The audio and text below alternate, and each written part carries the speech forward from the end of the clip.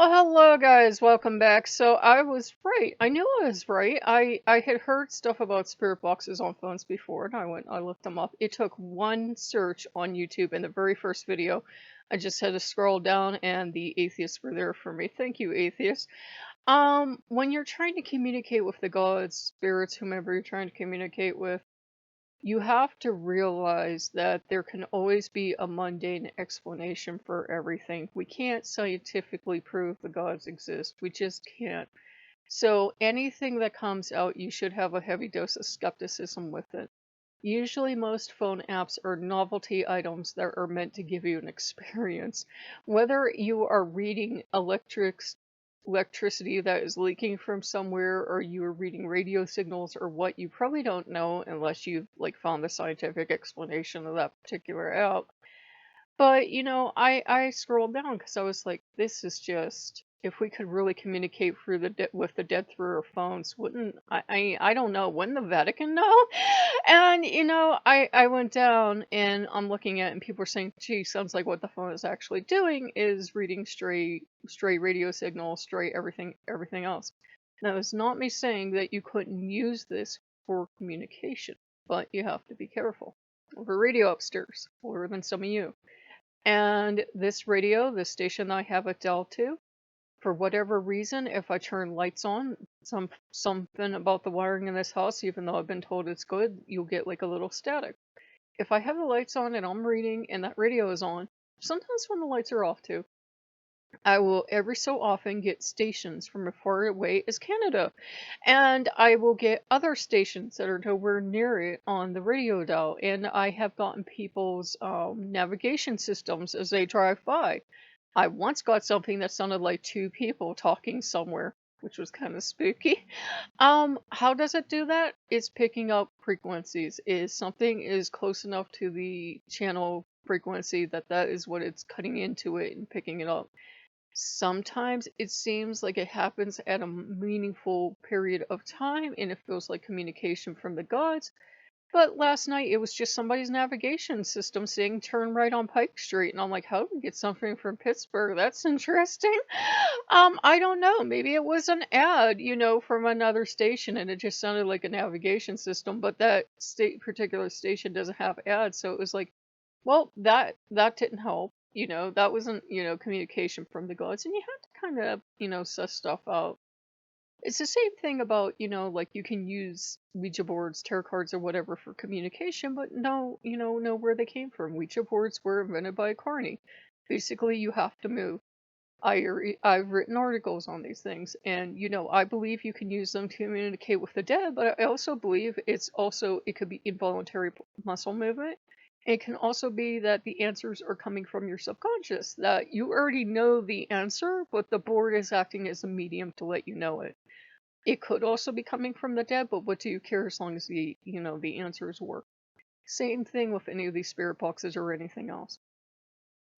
Could you be using it to communicate? Sure.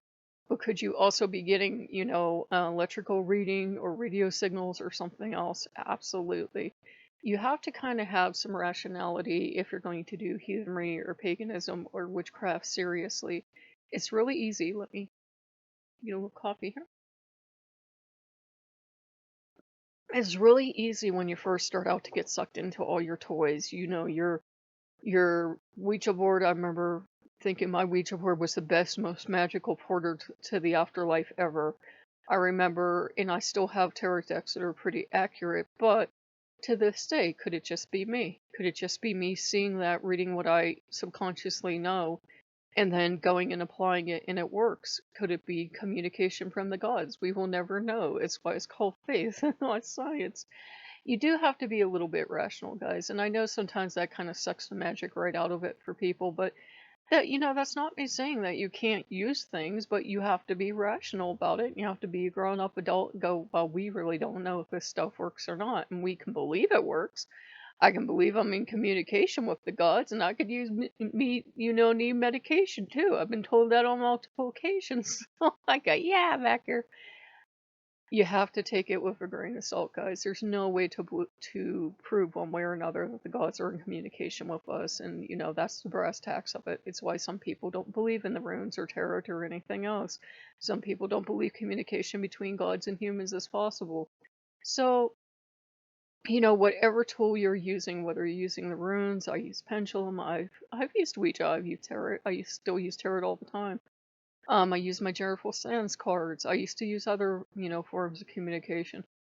Whatever you're using, do realize that it could be one of three things. It could be random chance. It could be random chance that you got that answer. It could be you subconsciously doing it. It could be, well, it could be one of four things. It could be random chance. It could be you subconsciously doing it. It could be misinterpretation, and it could be communication.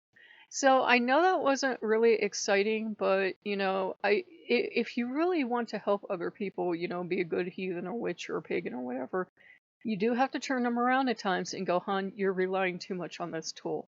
The tools are just kind of training wheels to be there to get you going down the road. You know it is working if you're spiritually progressing. If you're not, one second, please, guys. Allergy, sorry. Terribly sorry.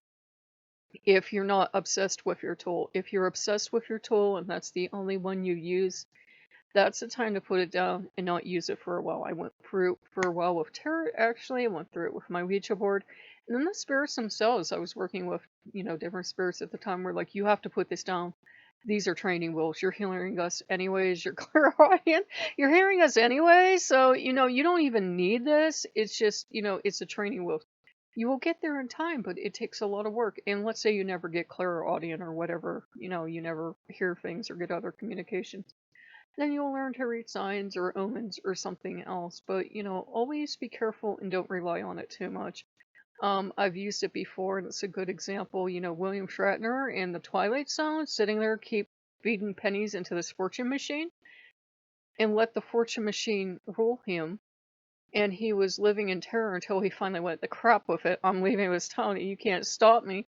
He left. But then there was another couple that would not leave, that were kind of enthralled to the machine, and that's the difference. Don't ever become enthralled to a video game, to a phone app, to your tarot, to your runes, to anything else. Rely on your own judgment, rely on the gods. They're usually not subtle. And I apply the same reasoning, by the way, to anything I use, like Pinterest or songs or YouTube. Could it be a sign? Absolutely. It could also be random algorithms too.